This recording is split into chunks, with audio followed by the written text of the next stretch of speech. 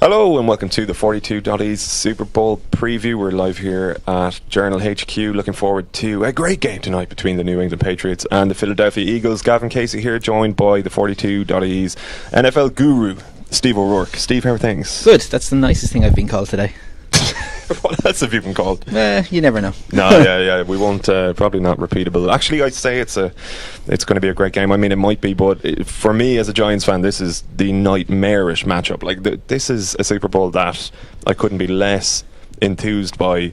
The Eagles can frankly piss off as far as I'm concerned, and I'm sorry to all the Eagles fans watching. The Patriots, I think, as far as everybody is concerned, can do the same.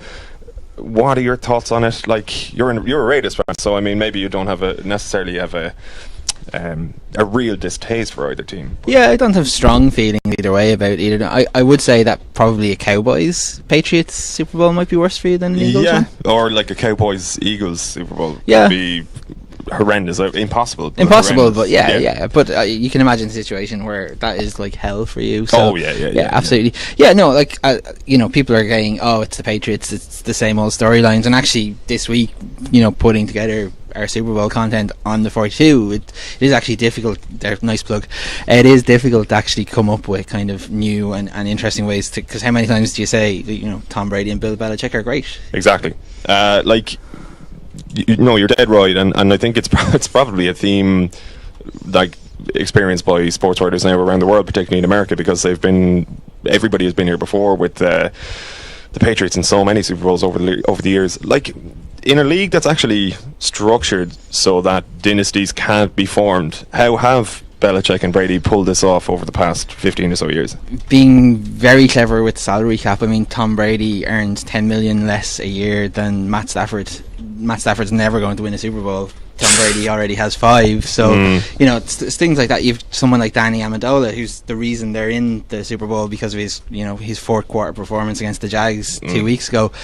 He's taken a pay cut every year just to stay a Patriot. It's adapting. When the rest of the league is zigging, the Patriots are zagging. It's a cliche, but it's the reason they have been successful for 16 odd years. Yeah, I mean, for myself, this NFL season ended really in week 3, so I'm completely out of the loop, and that's largely why you're here to inform me as well as everybody else. A couple of things, right? We're probably going to hear Al Michaels and Chris Collinsworth speak about RPOs tonight, something that I really don't understand. I automatically thought like RPO out of nowhere, mixing it up for the wrestling move. What exactly are they harping on about when they mention these? Yeah, this is the one to impress your mates with, I suppose, tonight when you're out watching it at TV. So it's a run pass option. It's essentially like play action but on steroids, and maybe that's a bad comparison to make when the NFL is involved. But yeah, so essentially the quarterback keys off on a particular defender. It can be any defender on the defense. Usually it's a linebacker, but like the Eagles did it with a safety the last time with Harrison Smith, the Vikings safety. So he holds onto the ball as well until he can see what that particular player is going to do. So if that particular player is defending the run, he'll keep the ball and pass it. If that particular player is defending the pass, he'll hand it off to the running back, and the running back will run with it. What it does is it completely unbalances the defence, because it's incredibly, if not impossible, to actually defend. Because normally what you do to decide whether it's a run or a pass is not actually look at what the quarterback or the running back is doing, because they're going to try and trick you whatever way they can. You look at what the offensive linemen are doing, because they will block a different way for a run compared to a pass. But the offensive linemen might think it's a run, the running back might actually think it's a run, and it's only literally at the last second that the quarterback decides to throw the ball. So you're in big trouble. And you reckon, is this something that both teams are going to be deploying, or? No, it's something that the Eagles bought in for Carson Wentz, and it worked really well for them.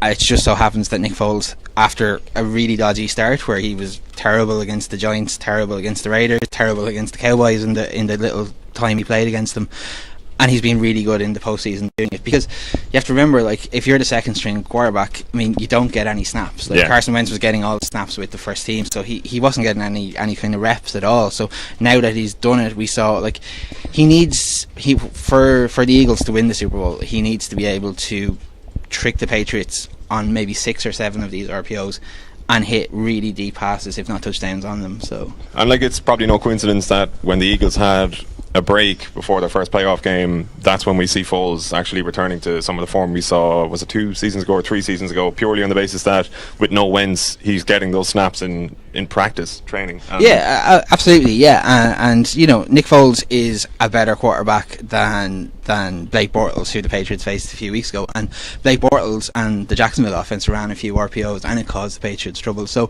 yeah, I think it just makes this a much more interesting matchup. But on the other side, Bill Belichick, Matt Patricia, the defensive coordinator of the Patriots, have had 2 weeks to prepare for it as well.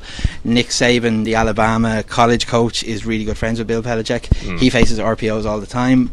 He has probably had a lot of conversations with Bill Belichick over the last 2 weeks. Yeah, I would imagine so. There has been some talk that the Pats may go no huddle, which is something we probably would have associated with the Eagles more so a couple of years ago under, what's his name? Vic. Yes. Yeah. Do you see that happening? Yeah, absolutely. They probably won't start that way, but I think that Kevin Clark in The Ringer had a really good article this week that talked about why the Patriots are so good in the fourth quarter, and it's because it might seem like the most simple thing in the world, but they run a lot in training. Right. Other NFL teams don't. Other NFL teams practice situational football. Patriots actually just run quite often, and so they're fitter than other teams. And what they do then is the no huddle is essentially where they don't go into that little group if people are watching a Super Bowl for the first time before they snap the ball. They actually just keep going up. What that'll do is the strength of the Eagles is that their defensive front is based around 8 players, not 4 players. Right. And they sub players in and out. So 8 different players have played more than 20% of the snaps for them so far this season. So that's really their core strength. And by going no huddle, you can't substitute on defense. You just have to keep your players on the field so they don't get as much pressure. I think their pressure drops by about 6 or 7%, and that means Tom Brady has more time to throw the ball. And actually, when Tom Brady goes no huddle, he's more accurate than when he's after being in a huddle. So, right, okay. So it's a double, I suppose, negative for the Eagles, because they're worse when teams go no huddle, and the Patriots are better when they go no huddle. So it's kind of tough for them to defend. Yeah, I mean, we've seen some teams go no huddle to mixed results. The Giants kind of tried to do it for a little while under Ben McAdoo, and it actually worked really well against the Eagles in both games they played. So it's true. But even the Eagles, and you mentioned Vic, but who was the coach that came in from college who, like, for 1 year? Chip Kelly, that's who I was trying to think of. And that was Foles as well who was running that at the time, wasn't it? Yeah. So I mean, and it was quite effective, certainly in his kind of breakthrough year. Yeah.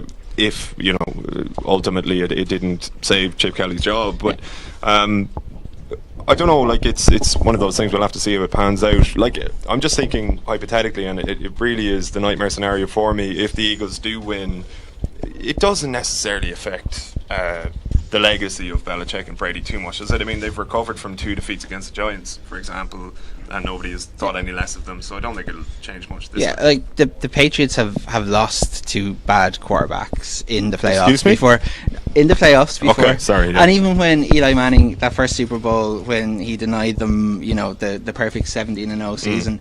I mean, Eli Manning at that stage was a very average quarterback. I mean, he did 54% completion rate, something like really mediocre like that. So it's not, and I wouldn't be shocked if the Eagles won by any means. So what I think, this is actually just a really nerdy Super Bowl matchup. There's lots of different things for people to kind of watch out for. The Eagles' offensive line is one of the fastest in the league. That's really interesting to watch in the run game. But I think from a kind of expecting another Falcons type dramatic second half as we saw last year, maybe people won't get that, I suppose, in this one. But I do think it's still going. The Patriots don't do bad Super Bowls, so they're always worth watching. Is there any danger of this being another kind of, what was it, Seahawks Broncos from a few years ago, where the game is over at the end of the first quarter? I don't think so, because it's been a stat that's been around all week. It's the Patriots don't score touchdowns in the first quarter of Super Bowls. They never have under Brady and Belichick, which is just bizarre when you think about how efficient that offense is and how potent it is.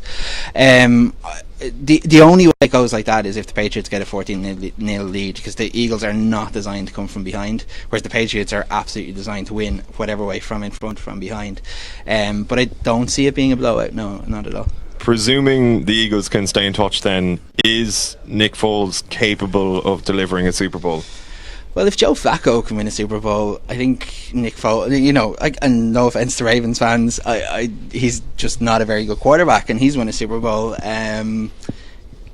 I think Nick Foles can win a Super Bowl. Will he win a Super Bowl? That's a completely different question. Okay, so $4.7 billion they reckon is going to be betted on this game. 97% of it illegally by all accounts, just the way America works in terms of betting. If you had $4.7 billion, I mean, you might, I don't know your financial situation. Who would you put it on? You don't buy shirts like this with less than $4.7 billion. Absolutely, you can't pull them off unless you've got serious money in the bank. Absolutely.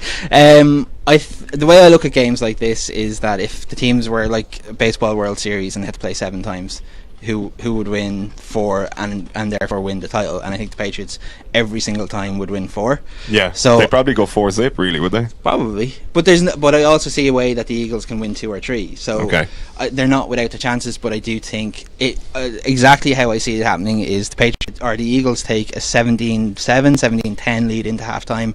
Patriots win with about 5 or 6 minutes to go. Oh Christ, not again!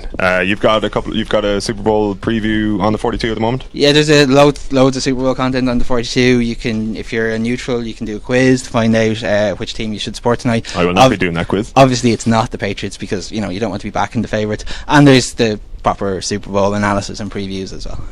So that's it from us. Enjoy the game tonight. We will be back on Thursday. Well, it'll actually be posted on Friday, but we have a live event with Stephen Ferris on Thursday in Doheny and Nesbitt. Keep an eye out for tickets. That's looking ahead to Ireland versus Italy. And until then, enjoy the game tonight, and we'll see you.